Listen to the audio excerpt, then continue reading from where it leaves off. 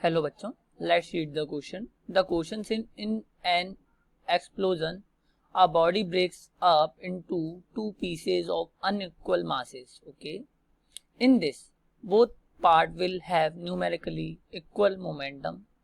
Lighter part will have more momentum. Heavier part will have more momentum. Both part will have equal kinetic energy. Okay, so what is the key concept?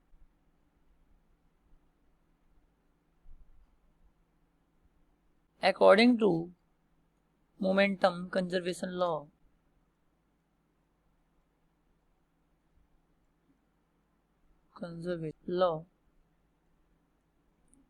if F external is equal to 0, then delta P will be 0, यानी momentum में कोई भी change नहीं आएगा. P initial is equal to P final, और जो initial momentum होगा वही फाइनल मोमेंटम के इक्वल होगा. ओके, अब मैं कहता हूं कि in an explosion a body breaks up into two equal unequal pieces. Okay, unequal masses में ब्रेक हो रही है. मैंने माना ये एक बॉडी थी पहले, इनिशियली ये रेस्ट में है, ठीक है, तो u इक्वल टू 0 होगा. ओके, और आफ्टर एक्सप्लोजन मैंने माना ये अनइक्वल मास में एक इस तरह से ब्रेक हुआ और एक इस तरह से, तो दो मास हो गए, एक हो गया a पार्ट, एक हो गया b पार्ट, और मैंने मान लिया कि m of b, mass of b is greater than mass of a. Okay, so अगर मैं इनकी नेट वेलोसिटी देखता हूँ, मैंने माना ये इधर की साइड जा रही है v a से और ये इधर की साइड जा रही है v b से.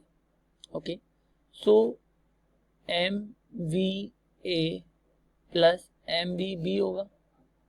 Okay, that will be equal to initial momentum. Initial momentum क्या है? 0, इक्वल टू 0. सो इन दोनों का जो मोमेंटम होगा, अगर मैं मॉड लगा के देखता हूँ, यानी मोमेंटम देखता हूँ, P of A magnitude of P of B will be equal, और डायरेक्शन देखूंगा तो अपोजिट होगी. Okay, so option A is correct. लेकिन अगर मैं वेलोसिटी की बात करता, थोड़ा सा आगे का देखते हैं, अगर वेलोसिटी की बात करता तो जो हल्का ऑब्जेक्ट होता उसकी वेलोसिटी ज्यादा होती. So hope you all get it. Thank you, all the best.